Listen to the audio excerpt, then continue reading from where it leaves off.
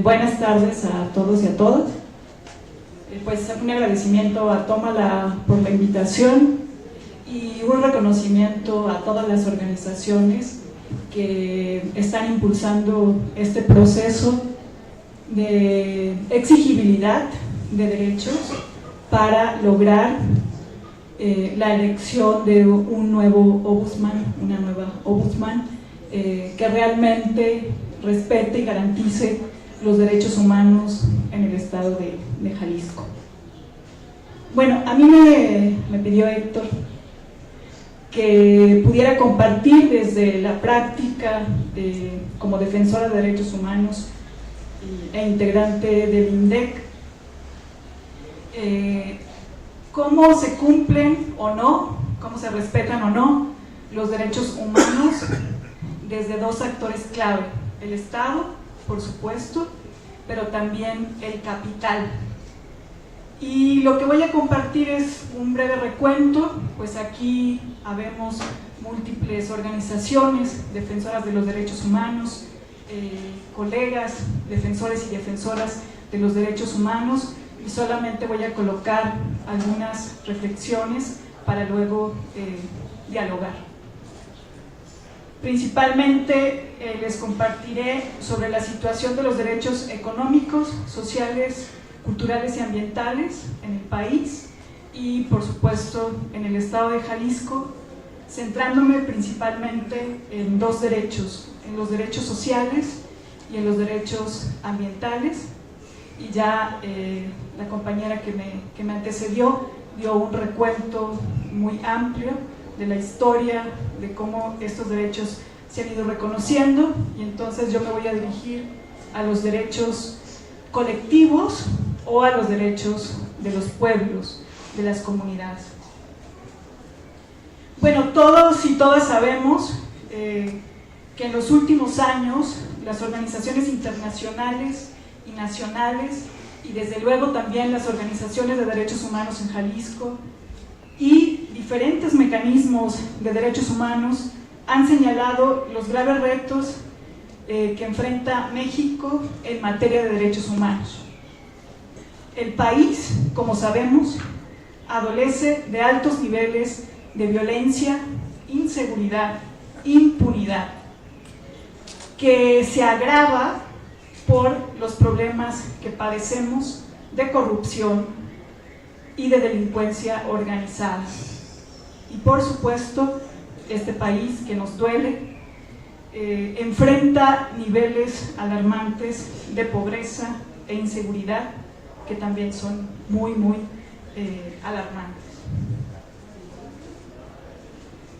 Bueno, a nivel nacional, ya quienes me seguirán podrán complementar, sobre todo los demás colegas que van a participar. Pues Jalisco ocupa los primeros lugares, como sabemos, en personas desaparecidas, en extorsiones y en feminicidios. Y también en Jalisco, tanto en el campo como en la ciudad, la gente lucha contra el Estado, contra las autoridades, y lucha contra las empresas que disputan sus territorios, que disputan sus bienes naturales. En Jalisco, principalmente, la disputa es por el agua, por los minerales, principalmente plata, hierro, oro, y por los bosques, que somos una región rica en estos elementos naturales. Bueno, para enfrentar todos estos retos, consideramos que tenemos que ampliar nuestra mirada sobre los derechos humanos, y sobre todo los derechos humanos para quienes somos defensores y defensoras. Para nosotros es un paradigma de transformación. Sin embargo, pues hay dos elementos fundamentales, ¿no? O sea, enfrentamos como humanidad, como país, como Estado de Jalisco, una crisis civilizatoria que tiene sus expresiones en todos los tipos de derechos. Enfrentamos una degradación de lo humano, o lo que muchos le han llamado la deshumanización. También pues hay fenómenos muy alarmantes de normalización o de naturalización de las violencias. Y esto, por supuesto, que está acompañado por la estrategia de miedo, por esta guerra civil que enfrentamos, que es impuesta por el Estado y por el capital transnacional. Y además también el mercado, las empresas, nos determinan, es decir, todo este modelo capitalista a través del cual se nos imponen patrones de consumo, pues determina que seamos una sociedad como la que ya describía. También, lo han dicho muchos, enfrentamos una catástrofe ambiental, y no hay que ir muy lejos, hay que ir al río Santiago, o hay que ir a otros lugares del estado de Jalisco para ver entonces las catástrofes ambientales que estamos enfrentando como humanidad y que en nuestro estado pues están presentes. Entonces consideramos que para enfrentar este contexto y estos riesgos necesitamos ampliar nuestras concepciones sobre el paradigma de los derechos humanos, y puede haber muchas formas y muchas propuestas de ampliar nuestra concepción sobre lo que son y lo que deben ser los derechos humanos en Jalisco y en México. Yo solo me voy a referir a dos que a mí me parecen relevantes. La primera es que necesitamos en estas nuevas concepciones hablar de los derechos de la naturaleza, no solamente de los derechos de las personas. Y aquí yo quiero citar la nueva Constitución del Ecuador, que ustedes conocen muy bien, que fue aprobada en el 2008 y que presenta por primera vez en América Latina los derechos propios de la naturaleza. Este giro al biocentrismo, entendido como el reconocimiento de valores intrínsecos en el ambiente, es posiblemente el hecho más significativo en la ecología política latinoamericana de los últimos años. Y esto ha sido una lucha desde abajo, esto ha sido una lucha de los pueblos, esto ha sido una lucha sobre todo de los pueblos originarios de México y de América Latina. Y el otro elemento, y que después Héctor me pidió que me centrara por ahí, que voy a desarrollar, es en ampliar estas dimensiones de los nuevos paradigmas. Nos parece fundamental ampliar la mirada a las violaciones provocadas por actores no estatales, específicamente por las empresas que provocan violaciones a los derechos humanos. Y aquí, digamos, hay toda una larga lucha, hay un largo debate actualmente a nivel internacional, pero también desde los pueblos, en donde ya, digamos, hay una resolución de las Naciones Unidas, la 26.9, en donde se está proponiendo la creación de un tratado vinculante, es decir, que las empresas puedan ser juzgadas o puedan reparar y se reconozca que violan, que vulneran derechos humanos. Lo que existe ahorita, como ustedes saben, son los principios rectores de empresas y derechos humanos, pero que desafortunadamente son muy laxos, o sea, son lineamientos muy acotados.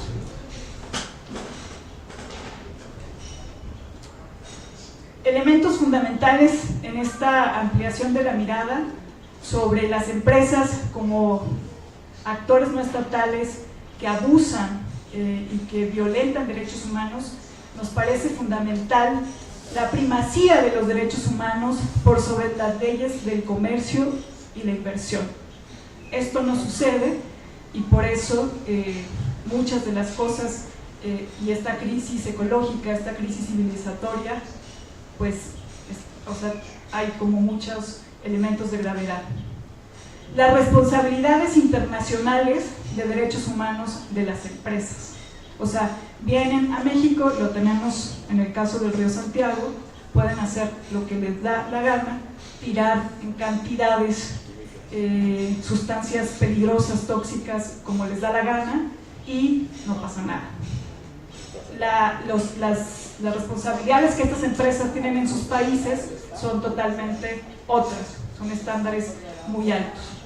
La participación y el acceso a la información, la diligencia debida en materia de derechos humanos, las obligaciones extraterritoriales. Esto es fundamental, que una empresa de Canadá que está en el Río Santiago pueda ser juzgada en su país de origen, con los mismos estándares de su país de origen. Y la responsabilidad penal, empresarial y el acceso a la justicia. Bueno, entonces, estos dos elementos, tanto los derechos de la naturaleza como el rol del poder corporativo, del capital, determina, por supuesto que determina lo que pasa en el estado de Jalisco. Todas las violaciones, principalmente relacionadas con derechos económicos, sociales y culturales.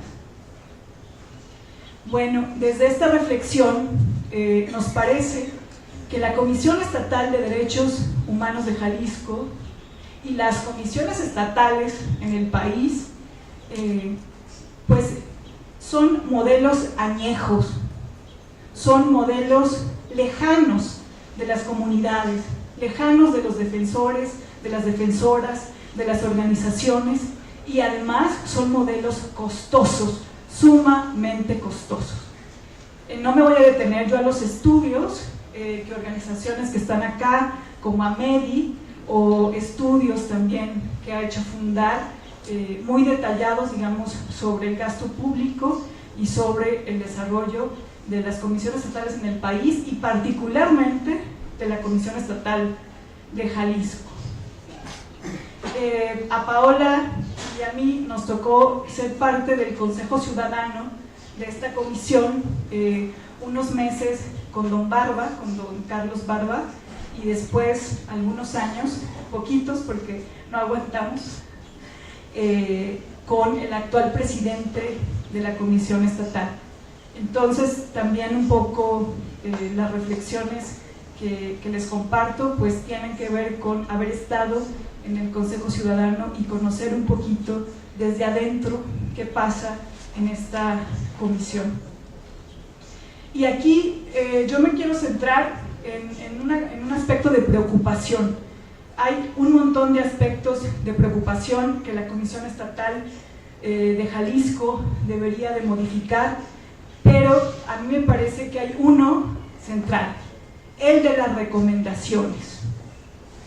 Primero porque, como ustedes saben, o sea, son mínimas, o sea, del número de quejas que llegan a la comisión, el número de comisiones que realmente se emiten.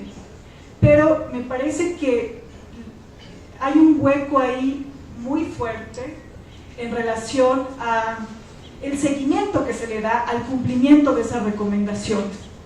O sea, esta comisión ha emitido algunas recomendaciones, digamos, interesantes. Yo sí podría decir que solo conozco una, la macro recomendación del Río Santiago, que el Consejo, digamos, trabajamos mucho para que esa recomendación saliera. Sin embargo, se emite la recomendación y después no hay dentro de la estructura de la comisión un departamento que realmente dé seguimiento al cumplimiento de las recomendaciones. Entonces, no se sacan buenas recomendaciones, y cuando se sacan buenas recomendaciones no se les da seguimiento, y a mí me parece que en esta nueva elección ese es un elemento fundamental. Después, también quisiera compartir que desde los pueblos hay mucha desconfianza, desde luego, a estos organismos de derechos humanos, a estos organismos autónomos, públicos, ¿no? A la Comisión Estatal de Jalisco y a la Comisión Nacional de Derechos Humanos. O sea, desde el trabajo que hacemos, las comunidades, o sea, no confían en la Comisión Estatal, y de hecho ya ni siquiera se presentan las quejas que se deberían de presentar, porque ya se sabe que no va a haber seguimiento y que no va a haber acciones y que no va a haber buenas recomendaciones, y que si hay una buena recomendación se van a quedar ahí. Y hay otro elemento que ya me ve Héctor que debo terminar, ya con esto voy cerrando. Otro elemento fundamental también tiene que ver con que hay una crisis también no solo de las comisiones estatales, sino también de algunos organismos internacionales de derechos humanos, y yo aquí quisiera mencionar dos. El primero es la UNOPS y el PENUMA, estas dos agencias de Naciones Unidas, que es grave y escandaloso, como ustedes saben, que han hecho un estudio sobre la presa del Zapotillo, pagado por el gobierno de Jalisco por 90 millones de pesos, y solamente desde la marca de Naciones Unidas se ha venido a validar la violación de derechos humanos, a validar el despojo de los pueblos. Entonces nos preguntamos, organismos también internacionales al servicio de quién. Y también quisiera hacer una crítica al grupo de empresas y derechos humanos al que dimos seguimiento y que vino aquí a Jalisco el año pasado y que visitó el río Santiago y lo denominó como una catástrofe ambiental, porque por primera vez en la historia de México se colocó a las empresas como actores que cometen abusos y violaciones a los derechos humanos.